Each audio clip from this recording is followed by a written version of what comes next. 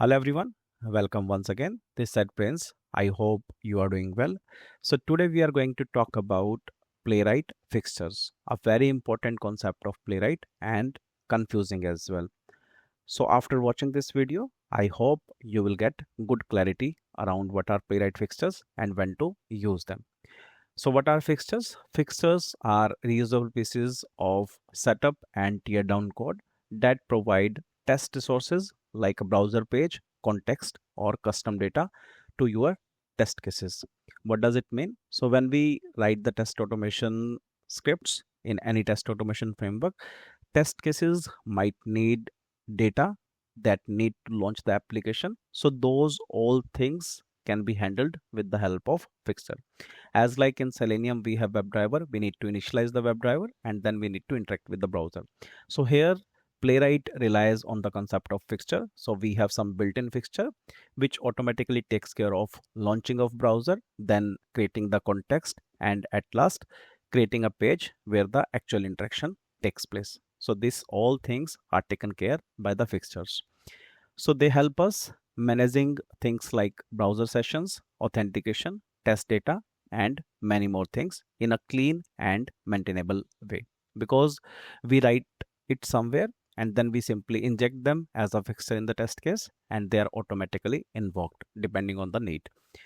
They help us avoid duplicacy, that is, we follow do not repeat yourself principle. So Playwright provide two type of fixtures. One is built-in fixtures, another is custom fixture. So these are the built-in fixtures like page, browser, and context. The most widely used is page, and we have used it so far.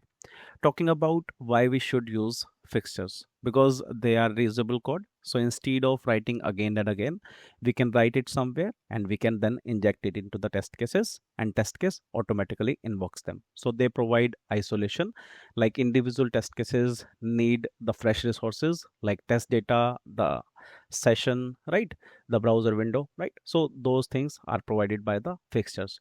Reusability, so we write the same or common setup commands for the setup or tear down, and that is injected in the test case and they are automatically invoked. As a result, we achieve reusability. Flexibility, we can customize these fixtures depending on the group of test cases. So some group of test cases can have a different fixture requirement and some test case group might need another set of preconditions or another set of fixtures. So we can create depending on the need. So as we are avoiding duplicacy, so there won't be the repetitive code within the test case and test cases would be cleaner. Talking about the fixtures types, as we discussed, we have built-in and then we have custom. So built-in, the page, this is the most widely used. This create isolated browser, then in the browser it create context and inside the context it create the page, and this is the one that we have used so far, and this is the one which is most widely used for writing the test cases. Then we have browser, context, browser name, base URL, storage state, request, right. So we'll be talking about all of this. Talking about custom, so when for example we want to write some global setup and global tear down, then at that point of time we rely on custom fixtures. We have hooks but they are dependent on the test files, but if we want to write some global setup and global tear down, at that point of time we simply extend the fixture and we create the custom fixture and then we inject them and they are executed before execution of all the test cases and after execution of all the test cases, right. That is global setup and tear down. Now how to use fixtures. So fixtures are provided in the test functions. So this is the test function. So we provide fixture like this, right. So we provide it as an argument and then the setup part and the tear down part being taken care by the Playwright.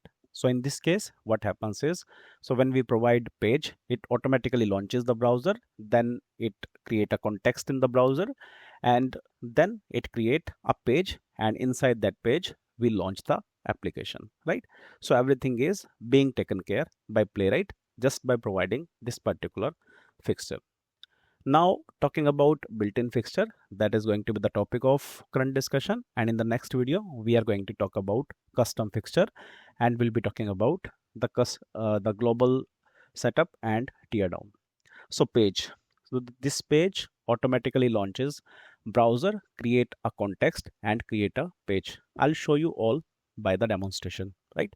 So first let us go for the practical demonstration, and for that purpose I'll be jumping onto this particular framework. Let me close all the videos to avoid the chaos, right? So what I have done is I have created a fixtures package, and inside this I have created 4 type of fixtures directory. So first one is page fixture, right? So if I execute this particular test case, so what it is doing is it is launching internet UI application, a sample application. On that page or on that particular home page of application, we have checkboxes link. We are simply locating that particular checkboxes link, then we are verifying its visibility, right? So let me execute this particular test case, and for that purpose I'm simply going to click on rename so that I can copy the name of the test file, right click on the project and open in integrated terminal. npx playwright test, and this is the file. So if you notice, we're using page fixture here, right? So let me execute the test case.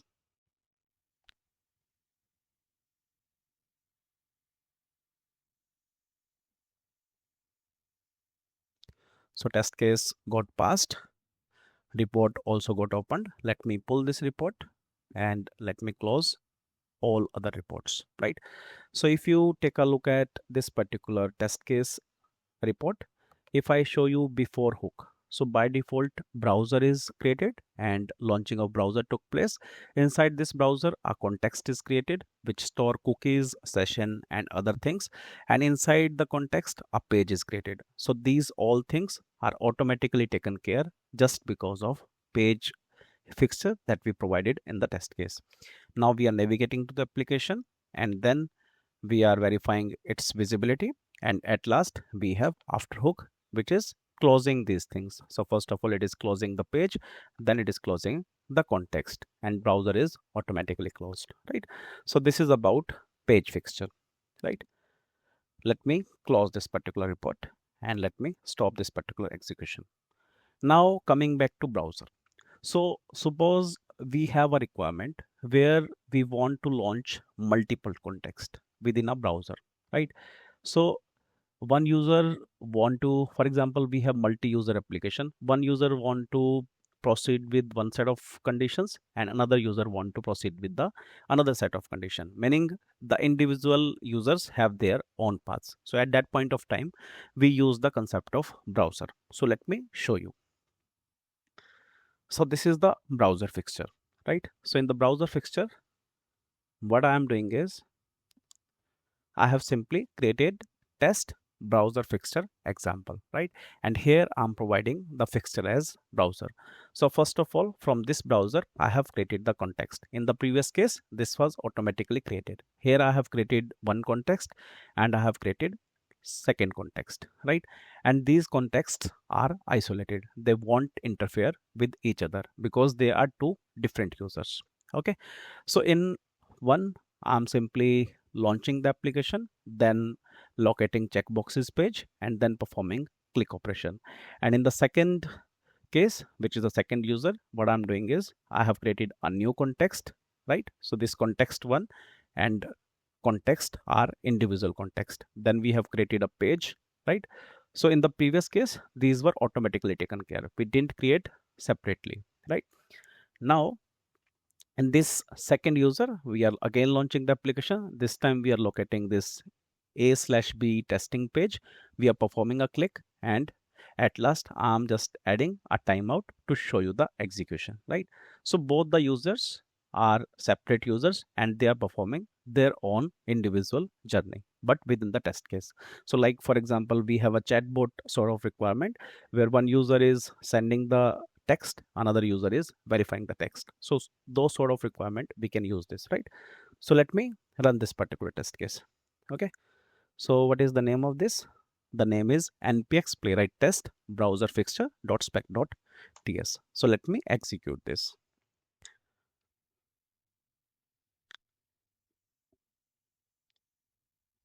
So we see the test case started executing. In first case, the control went to checkboxes link, and in the second case, the control went to AB validation page, right?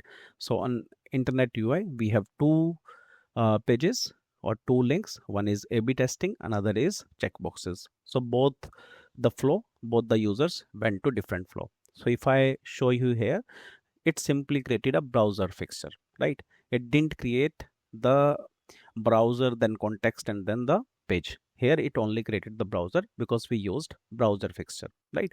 So from browser we created this context and this context, and from this context we created this page which is going on with its own journey, and with this particular context, that is second context, it is going with its own journey, like clicking on A/B testing. In this case, it is clicking on checkboxes link, right?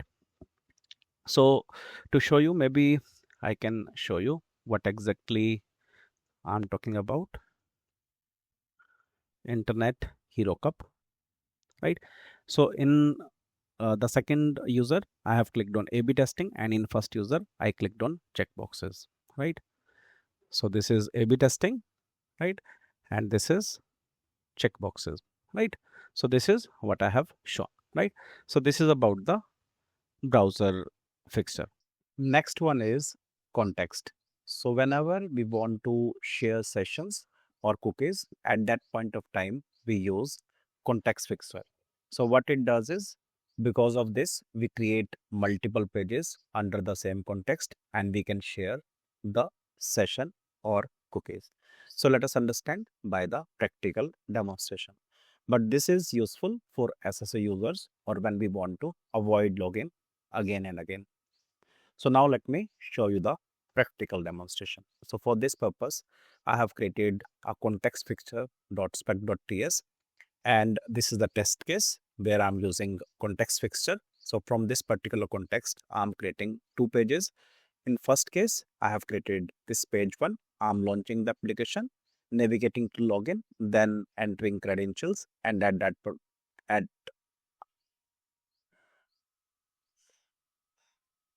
and after that performing a click operation. Then I have created a second page which will open new tab. Here in this case, I'm not logging in again. Instead, I'm simply landing on the home page, and this session won't need the login again. So let me show you the same. npx playwright test and context fixture.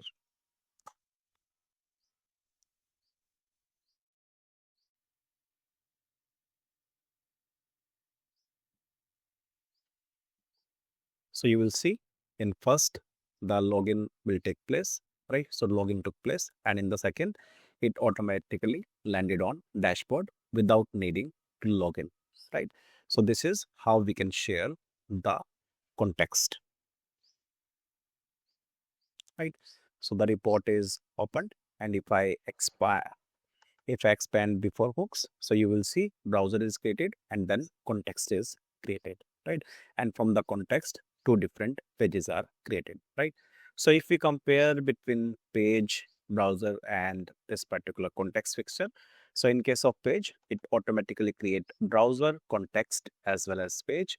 In case of browser, it simply create browser, and from browser we explicitly create context and pages. And in case of context fixture, what is happening is browser is created and then context is created, and from context we are explicitly creating the pages. So this is how we can use these three fixtures. Talking about the next one, that is browser name. So this is more sort of a property that we can pass on to the test case to read which browser the test cases are running. So let me show you the same. So this is browser name dot fixture. So if I show you, so we can pass the browser name like this, and we can then print it, or we can use some conditional logic that whether for this particular browser we want to do this, and for this browser we want to do that, right? So this is how we can use browser name. Next one is this particular thing, that is base URL. This avoids writing the base URL again and again. So suppose, because in real time we will be having the same application that will be automating. For demonstration purpose, I have used different application. So let us say we are using this internet UI application, and let me go to this page fixer, right? So right now what we are doing is we are launching the application like this. So what we can do is we can copy this particular base URL. In fact, we can cut it from here, and we can go to playwright.config.ts. Under use configuration, we can configure this particular base URL, right? And in this particular test case, or all the test cases, right? So we don't need to provide the entire URL. We can simply provide slash, and it will automatically concatenate the base URL. So let me execute the test case. npx playwright test and page fixture, right? And let us see, the execution will take place fine, right? Meaning it would be able to launch the application. There is some issue that we have done. Cannot navigate to invalid URL. Maybe we'll have to make the modification. I think we forgot to save it. First of all, let us save it and then try it. So we updated the base URL, but we didn't save it, right? This time it will work fine. So if you notice, it launched internet UI application even though we provided a just slash, right? Okay. So this is how we can use base URLs. Next is storageState, which is about authenticate once and use across different test cases. I'll be talking about this separately. Request is related to API automation. So we'll be covering during the API automation. So these are the different built-in fixtures that we can use. And in the next video, we are going to talk about custom fixture